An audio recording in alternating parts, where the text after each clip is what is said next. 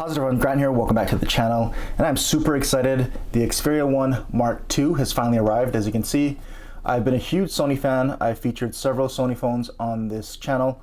I've got the Xperia 1 from last year, so we'll do a bit of comparison to that, but the Mark II is here, and it seems like the Xperia 1 from last year got a lot of negative reviews from people, and Sony tried to seemingly set things right. You know, they went and targeted to improve the right things in the Mark II, especially the cameras. They've got their mobile team partnering with their Sony Alpha camera team. They increased the battery capacity, they've added back the headphone jack, and they've given us wireless charging. So as you can see here, here's some of the basic specs. Still has that same triple 12 megapixel camera system, but it is coupled with Zeiss lenses this time, so we'll see how much of an improvement that makes. But really we'll see how much improvement the processing of the images are now that the Sony Alpha camera team's involved. And they've got dedicated pro camera apps dedicated just for that. So we'll check those out. It's got the same 8 megapixel front facing selfie camera, so I'm not expecting a whole lot from the front facing camera, but it still has that really great 4K HDR OLED display. So we'll definitely check that out as well. Again, increased battery capacity to 4,000 milliamps, and you've got the Snapdragon 865, the latest and greatest processor this year, and it's IP65/68 water resistant and dust resistant. I don't know why it's 65/68, but I'm assuming it's gonna be the higher number. So there it is. Let's just break into the box here. I know, a lot of talking, and I'm definitely excited. I've been waiting for this for a while. I've actually have the international model because I got the white color. I believe only the black color is coming to the US, and I want to try something different. It comes in black, white, and purple, just like the Xperia 1 from last year. So we'll go ahead and check these out. But again, if you pre-order in the US, again, I think only the black color is available, but you'll get the Sony WF-1000 XM3 buds as well. That's the promotion they're going with, but I already have those. And I want to get a different color and hopefully, you know, reduce the amount of fingerprints that are on this thing.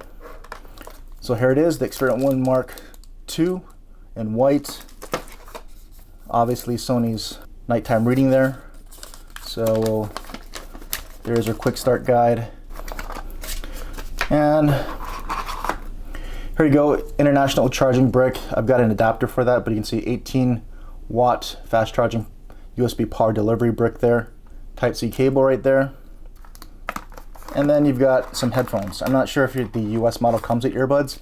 Usually it doesn't, but you're getting those nice WF-1000 XM3s, true wireless earbuds if you pre-order. So that's gonna be way better than these. But at least Sony gives you something with the international model there. All right, so let's check out the phone here. Take it out of the sleeve. And already you can tell a difference from last year's model. They kind of flatten out these edges, but pretty much you still got that 21:9 really long cinematic display, 4K OLED display. And we'll take off the sticker here. And you can see that back there. So all glass back, aluminum side frames just like last year. But you can see they kind of adjusted the camera module to more of this year's kind of style of camera system module.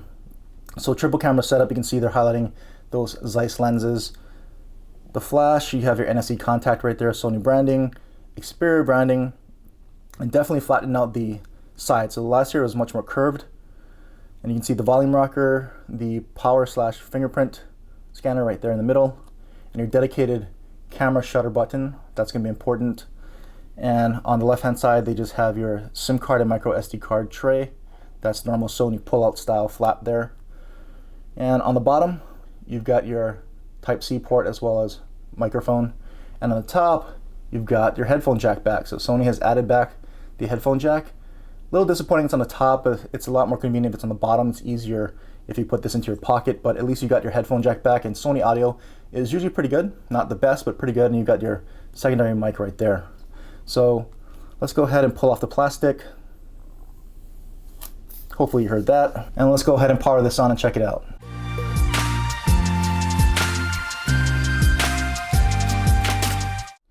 And here you are, just a quick comparison to last year's Xperia 1 that I have here in my left hand. Obviously I've got the purple.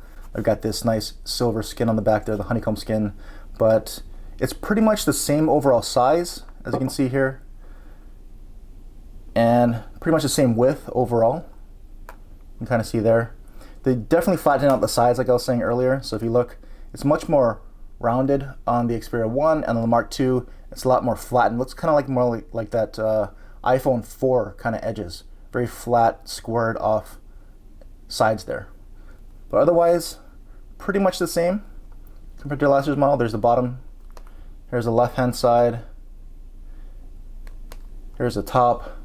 Obviously last year they did not have the headphone jack, and they've got the SIM card on the top instead of on the side. And so just a quick real comparison there, size-wise, between last year's Xperia 1.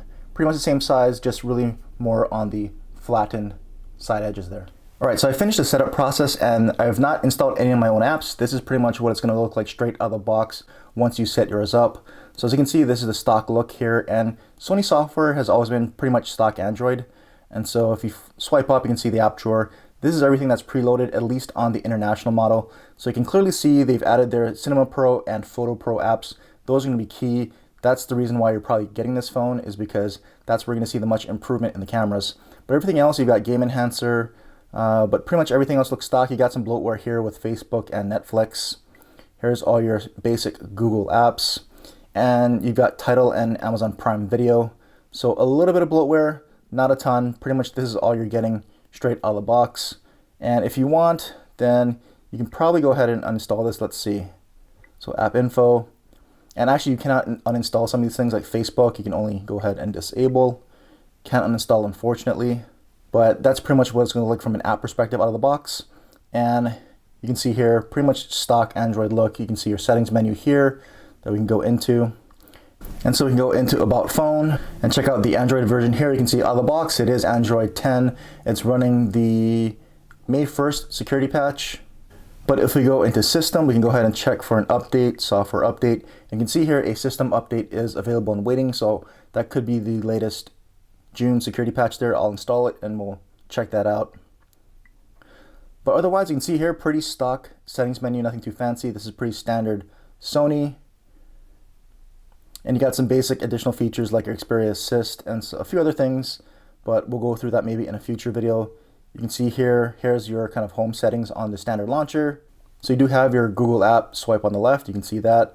Not a whole lot of additional settings here. I'll turn off add new apps to the home screen. But that's about it. You got the quick search box on the bottom. If you swipe over here, that's going to be your Google Now page. So pretty much a very stock Android experience. You can see here, pretty fast. I'll expect nothing less. The Xperia 1 from last year was fast. This year has the latest processor, Snapdragon 865. It's going to fly through everything. I'm not expecting any kind of performance issues there. And if we want to go back and check, we can actually see how much storage is eaten out of the box. So here we go. You've got 256 gigs of storage. This should have, I believe, 8 gigs of RAM in it. And you can see here that the system is taking up 14 gigs of the overall storage. So not too large of a footprint there on the initial system install, but you've got 256 gigs to play with, and it's expandable through micro SD card slot. All right, so one of the big features here on the Xperia 1 Mark II, just like the Xperia 1 from last year, is its 21:9 cinematic 4K OLED display. So let's go ahead and queue up a video here. So we have an 8K HDR 60 frames per second video. Let's try to play that in 4K on this display. And so let's make sure it's playing in 4K, so 2160p, 60 frames per second HDR. Volume's all the way up. There we go.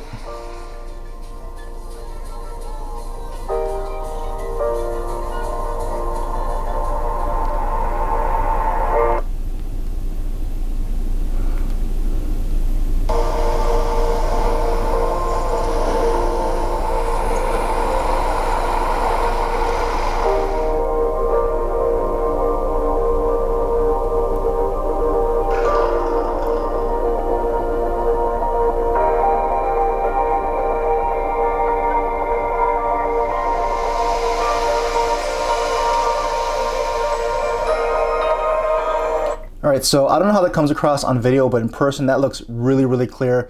The fur on the animals is very, very detailed, very, very fine. So some may say you don't need a 4K display. You really can't tell on a small display like this. But when you actually see it in person, it is pretty striking. It looks really good. And Sony can make some really great displays. I mean, they've got their whole line of TVs, their Bravia TVs. They try to pack that same triluminous technology into their display. And if you look at this thing in person, it really shows. It really, really looks really nice. And yes, you may not need a 4K display on a small device like this, but it is a very nice thing to have when you see it in person. Now, obviously, the other big thing that Sony is saying they improved are the cameras, and that's always been the big thing that's seemingly held back Sony phones for a while now. They've got great hardware and great displays now that they have these great 4K displays in them. They've upped the battery capacity in this thing, and it's always been the cameras that held them back. Everyone always says, you know, they've got these mobile camera sensors that are in pretty much every phone, but they can't produce the same results that maybe some other phones can with those very same sensors. And so Sony's mobile team is partnered with their Alpha camera team. And so last year they had the Cinema Pro app on the Xperia 1. Now they have a Photo Pro app here on the Xperia 1 Mark II. So let's take a look at the standard camera app first.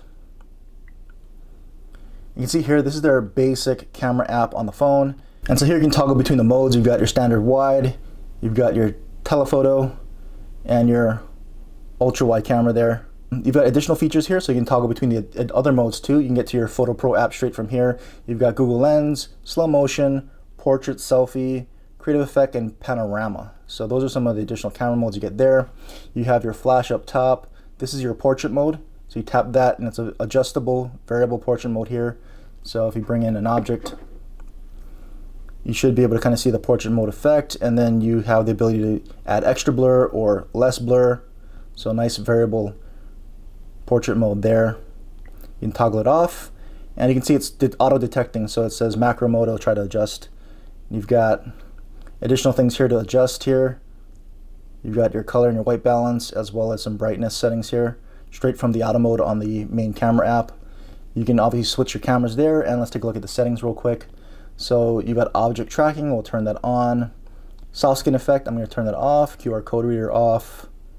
No save location for me for now. Grid lines, I like to use those. You've got burst with the camera, so that's a big deal. You've got burst shot with this, and because of the raw processing power, that burst mode is supposed to be very good, so I'll be testing that out. I'll turn off the camera sound. So very basic settings there. And then you also got your video mode. You can see what it comes with here. You can actually toggle on HDR video on and off. Switch the cameras, as well as, let's check out the settings here. You get your resolutions or your file format, so you can have H.264 or HEVC to save some space if you want that file format. And your video quality here, so you've got full HD, that's 1080p. This is going to be 1080p 60 frames per second. You've got your 4K. So let's see. If the device temperature rises, the app may close during use. Your recording will be saved automatically. So Sony has always had this notice on all their phones because they tend to overheat. And this is no exception here on the Mark II. So if we go back, let's see if we can figure out 60 frames per second recording here. I don't apparently see that out the box. It's supposed to be able to do 4K 60, maybe not from its standard camera app, maybe you have to go into the Pro app. But I'm not seeing 4K 60 in the standard app. But so, you know, if we got kind of this Android guy here, I can go back to photo. Let's play with the portrait mode. We can turn on that portrait effect. And it does have that dedicated shutter button, so if you hold it down halfway, you can see it try to focus. So hold it down halfway. Actually, we'll do it this way. Hold it down halfway, you can see it focus. And a full press of the shutter will take the photo. So I'm going to go ahead and take this one here of the Android guy here, Android figurine. Half shutter to focus, full shutter to take the picture. And there you go. So that's what it looks like there. Not too bad. Pretty good edge detection, and considering how close I am, there's not much background separation. Decent job on the fake bokeh or the process bokeh background blur there, and pretty good overall shutter speed considering, so that's not too bad there. All right, let's go ahead and check out the Cinema Pro and Camera Pro apps. So here's Cinema Pro, and this is going to be for taking kind of cinematic video. I believe this is going to be in 21:9, so you can kind of skip through all that. Give your permissions, and this is the Cinema Pro app interface right here. So you have a lot of your controls if you're really into, you know, manual control on video. So obviously resolution 4K, the actual frames per second, you can set to your liking here. And you can have any kind of pre-filtered looks. So you can see how that kind of changes there. Cool, soft, even a monochrome, or you can just turn it off completely. Go back to that. And then we have your lens. Which lens do you want to use? So there is your telephoto, your main wide. I'm sorry, there's your telephoto. That's the main wide, 16mm ultra wide. There you go. So you can pick your lens, set your ISO, a little bit brighter, a little bit darker, set the ISO level that you want. You've also got things like white balance.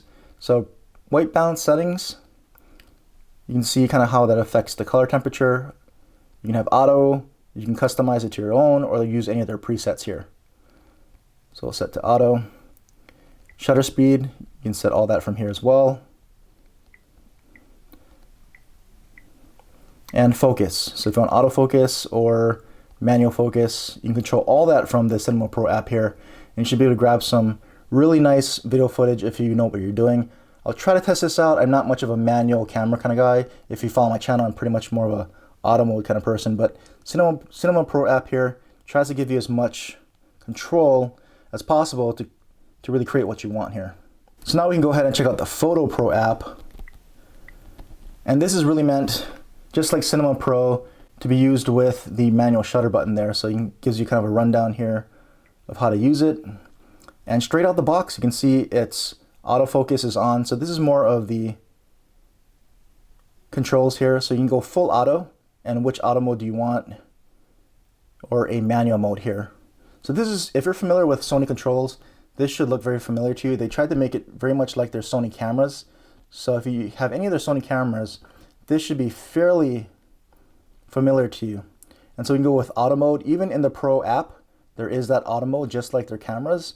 And so if you're intimidated by all these manual controls, you can just use the auto mode, which is what I'm going to try to test it on. I'll see what auto mode through the Camera Pro app looks like versus auto mode through that standard app, camera app looks like. But even in auto mode, you have quick access to white balance here. So you can kind of change that around, and some of your other basic controls as well. So you can pick continuous autofocus, single shot autofocus, or go back to a manual focus at a tap. So that's very nice. If you know what you're doing, you want to use auto mode, but you want to adjust basic things like focus, white balance, they're all right here, right at your fingertips. ISO controls as well. So very nice. Auto white balance. So you can see here auto ISO as well. You have your flash there, as well as autofocus and auto white balance controls. And here's where you can switch between your lenses. So standard wide, there is your ultra wide, and there is your telephoto zoom lens. We'll go back to the main lens here. And you can go ahead, again, it's meant to be used with the shutter button. There is no digital shutter button here. Everything's got to be used with this actual physical button. So again, half press on the shutter to focus in, you can see there. And it's got eye autofocus. So on humans and animals, it'll have that Sony eye autofocus. So autofocus, I'm expecting a lot of great things here. And that burst mode we'll test out as well. But again, half press on the shutter. You can try to get close up here, half press to focus, and then full press to snap the photo. And obviously, you know, this is really good lighting here. This should look pretty good. And you can kind of see the Android figurine right there. But I'll definitely go ahead and be testing the cameras and seeing what it can really do here. All right, so there you go. That's my unboxing of the Sony Xperia 1 Mark II. Like I said, I'm really excited to finally have this in my hands. I want to really put it through its paces, especially the cameras.